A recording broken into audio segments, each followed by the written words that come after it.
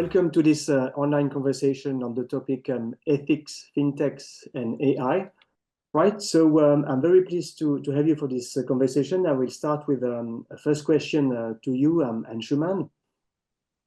Could you tell us more about your role at Domify and maybe give us some examples of AI applications in finance that may offer ethical opportunities? Happy to. Thank you, Virgil, for the introduction.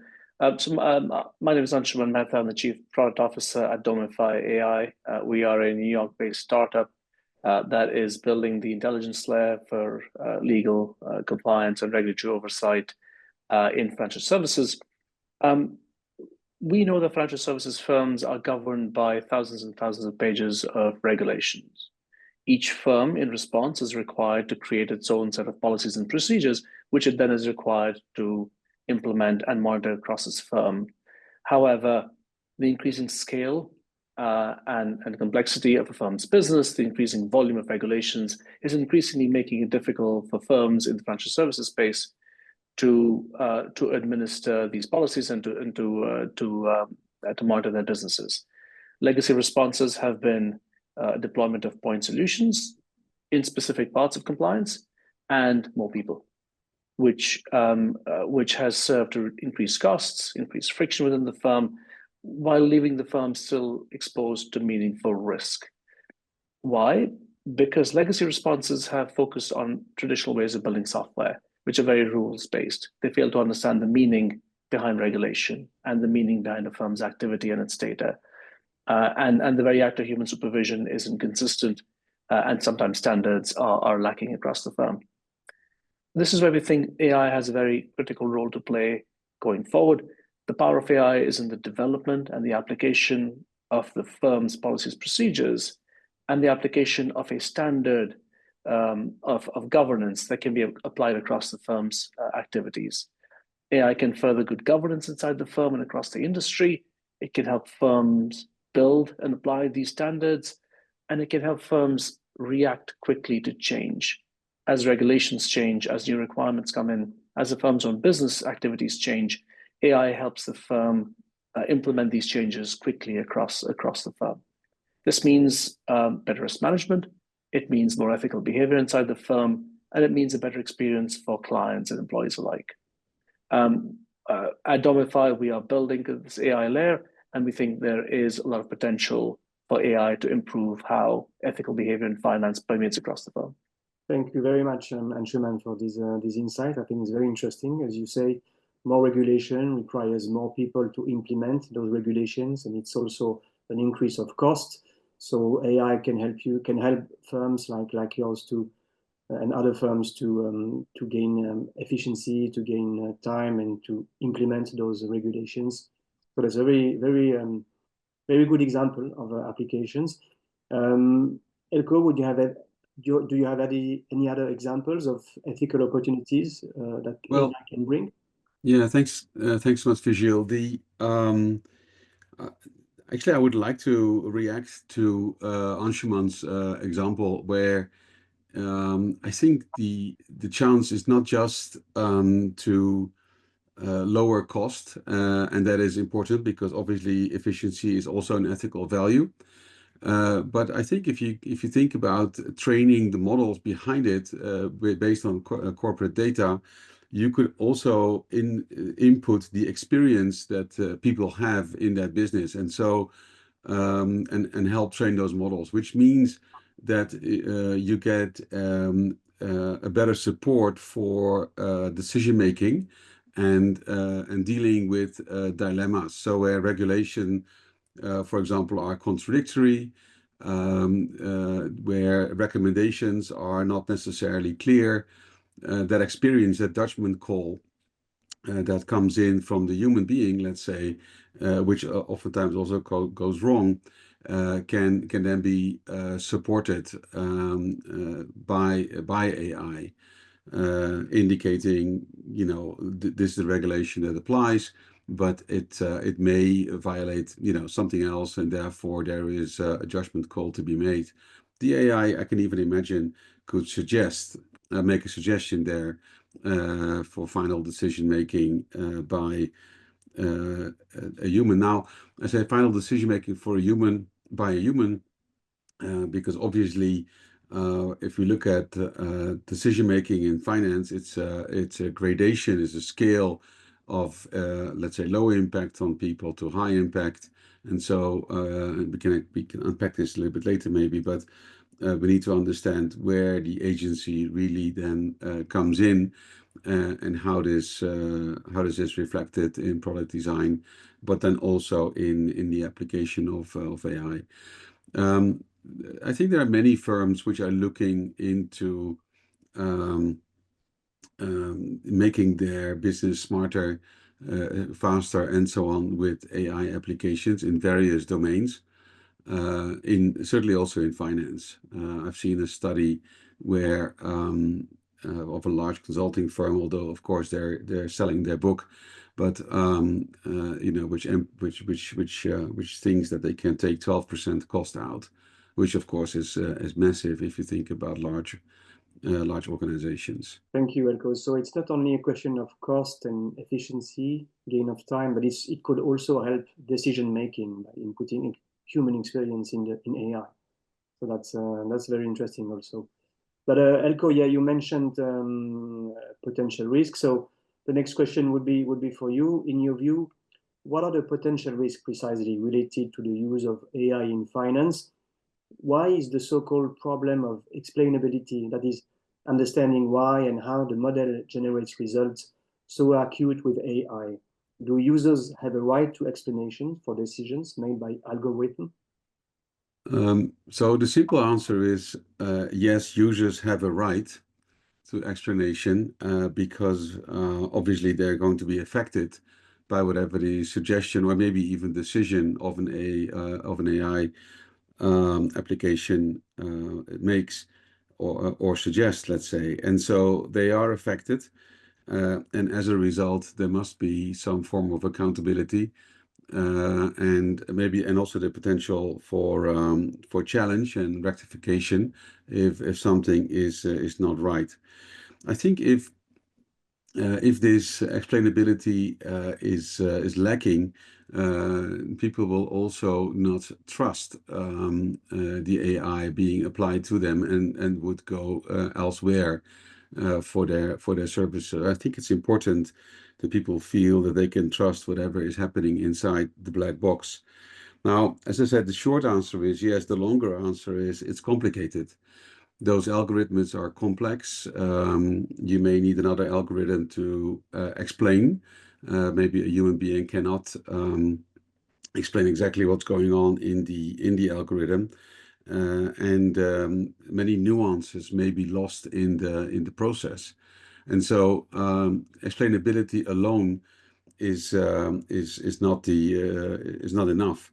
Now we know, of course, the topic of bias in data and so on, especially in trading data, which can be negative as well when people are affected. But I would like to stress that in finance, this is also very much in the investment business, i.e. also in CFA curriculum visible. We are held to a higher standard, the so-called fiduciary standard, if we deal with other people's money and other people's risks. And so that higher standard allows us, if we comply with it, allows us to be in finance in the first place, working with other people's money. And so if we are to apply AI in finance, we need to understand that underlies also the fiduciary duty. There's a huge asymmetry already baked into the financial services model, and this is only going to be increasing when we use exponential technology such as AI. So especially where AI is going to make decisions that are then easily taken over by investment advisors, i.e. the fiduciary decision. That is a high level of what I call moral agency, right? So where people are, clients and investors are going to be highly impacted. And so I think it's important that where we have situations of high moral agency, i.e. high risk, that is where we need to be very careful how we deal with that. And maybe we speak about it later on in the conversation, but I think that there are ways of dealing with it, and not just chase technical functionality, but be very careful with design. But maybe we'll speak about that. Yeah, thank you for this insight, Eelco. Anshuman, would you agree with what Eelco said, or? Those some great comments, Eelco. I'll pick on a couple of things you mentioned there. The black box kind of approach, sometimes throwing a big complex problem at AI and expecting it to solve it in a way that is free of biases that are baked into its pre-training data, and then the kind of business design that goes around the AI. So my view is that good AI architectural design promotes explainability, and we do that by creating kind of feedback mechanisms, by creating orchestration of AI models that perform certain tasks, and that can be fine-tuned to a firm's internal standards of conduct and decision-making and so on. So that over time, this orchestration of AI algorithms begins to resemble and mimic what the firm has been doing. Now, interestingly, this may lead to some insights where there are some biases baked into a firm's inherent kind of procedures and policies. And that, again, leads us to the development and the application of a golden standard of supervision or a golden standard of conduct. So that's a very interesting side effect of AI design on the business process that it's enabling in the first instance. There are other approaches like agentic workflows that slow the process down, that create more thoughtful kind of feedback loops. And then the way that we're thinking of AI is there has to be a human in the loop. So the final decision at this point rests with a human. The AI layer acts as a kind of data preparer, contextualizer, a first kind of pass of the case or summarization of the case facts or the business activity. And then there's a human whose activities now have been amplified and who's become much more efficient because of this pre-work that's already been done. In Domify's case, that will be a core aspect of how we work. There will be a human supervisor at the end of the process that reviews the outputs and passes a final judgment. But they can do it in a more efficient way, armed with a better understanding of the facts because of the work that's been done by AI. And so there are approaches to tackle explainability, to mitigate hallucinations and to mitigate biases through kind of thoughtful design of the overall architecture. Thank you, Anshuman. I think it's a very interesting idea that actually a good design can promote explainability. I think that's very interesting.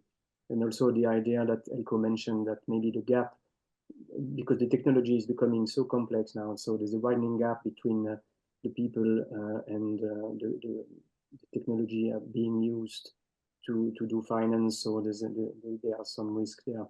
But precisely talking about risks, the role of a supervisory and regulatory agencies may be important to mitigate the risk emerging from the development of AI and to protect consumers. So, but there is a risk of killing innovation, maybe some would argue. So what do you think? What is the priority at this stage? Is it regulation or innovation, or can we have both? Maybe I'll start with Eelco. Yeah, thank you. Clearly there are risks, as we just highlighted, but I sometimes feel that the question of regulations versus innovation is sort of displays a false dichotomy.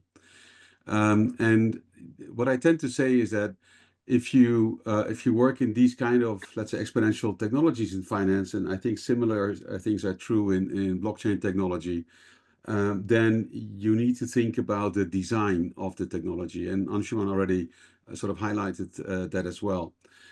In the design, if you think about investor protection, market integrity, these kind of concepts, which we find in regulatory arrangements around the world, those principles of that you can already integrate into your design, of your models, and make certain that all stakeholders are known, that risks to stakeholders are known, are weighted, maybe dynamically, and are mitigated. And so that's what I meant before. Instead of just chasing a one-dimensional functionality, look, we have an AI and it can be faster, and as a result, it can be cheaper. I think we need some more intelligent design where we pick up some of the, I would say, even ethical principles, ethics as in codified, later on codified into law anyway, but ethical principles about stakeholders, let's say, and fairness and power distribution and what have you. But also behavioral insights. How do stakeholders behave? How do incentives work, and so on. And as a result, forego, if you will, intrusive regulation, written up by potentially people that are pretty far away from things. I think there's a too legalistic view on regulation, number one, and I also think that there is an oversimplified thinking about regulation, using existing legal frameworks, and that poses, in my mind, a risk to innovation. I think if you build already and take principles in, you forego partly that complicated conversation, and you can project trust to your users and clients and investors and say, listen, have a look, this is what we're doing already in the design phase. And so we are not worried about regulation because we're doing the right thing already from the start. I think the resistance we see to regulation, and I understand that, comes from the fact that it is potentially misdimensioned regulation and regulatory approaches to this innovation, and that's a shame. Yeah, I understand. Thank you. Anshuman, any reaction? Yeah, I agree with much of what Eelco has said. I think that's very well put. I almost kind of split my thinking into two spheres: the innovation, so the development, these technologies, the development, the tooling around it, bigger models, faster processing capacities, and so on, and then the application. I think innovation should be allowed to continue unhindered. So just the pure pursuit of better AI, better models, that kind of foundational layer that at the moment there is a dichotomy absolutely between how Europe's approaching it and the US. I'm based in the US, so I see what's happening here. I think that needs to be allowed to run its course unhindered, and with the focus on improvement and enhancement. The application, I think that's where regulators come in. Just because you're using AI doesn't absolve a corporate of its responsibility towards its customers, towards business processes, towards good corporate hygiene. I think that's where regulators, especially in financial services, a very regulated industry, I think this is especially where regulators come in. So just because you're using AI doesn't absolve you of the responsibilities of good business practice. So the regulators should focus on the outcome of the application of AI, in how it affects customers, in how it affects the market structure, and really kind of focus their efforts on best practices there. Thank you very much. That's very interesting. So you mentioned application as an important part where maybe regulation should come. Otherwise, we should not kill innovation, and we should mainly let AI innovation unhindered. So thank you very much for this insight. Lastly, I have a last question to you both. What would be your forward-looking predictions about AI in finance? Anyone? Eelco, maybe? So, well, my predictions. It's one prediction is certain. Well, for me, not even a prediction, a certainty. Everything is going to change. And it's going to change rapidly. And, in the next, in 2045, we will not recognize this world anymore. And so we will see this also in finance, in operational ways, like very much like what Anshuman is doing. That's going to be a big supporter. You will find that all over financial services. I think financial services anyway is changing also under, blockchain technology. We will see convergence and enrichment of the two and more. And so it's going to go fast. And we will at some stage also be experimenting with things like investment decisions, loan decisions, and so on. And I can very well imagine that at some stage, we will have AI making decisions for us, not in the next few years, but afterwards, after we have a training, sort of a training period where models are being perfections and data sets are being perfectioned as well. So I think to come back to my original point, as a result, to Anshuman's point about the effect of applications, design, codified intent, if I would like to call it like that, is going to be absolutely key in getting to the right result, so that you don't have problems in the application side of things. But I'm in that sense, I'm optimistic about what we're going to see. But we need intelligent leaders in this industry. That's clear. Thank you. So a very fast change, but still you are optimistic. Anshuman? I agree with much of what Eelco has said. I think as I look at the next few years, I think the move away or the move beyond chatbots and copilots has already begun. Model sizes, processing capacity, frameworks are all evolving at an incredibly rapid pace, which is enabling the push of these new technologies away from just being a user co-pilot or a chat interface to actual business activities.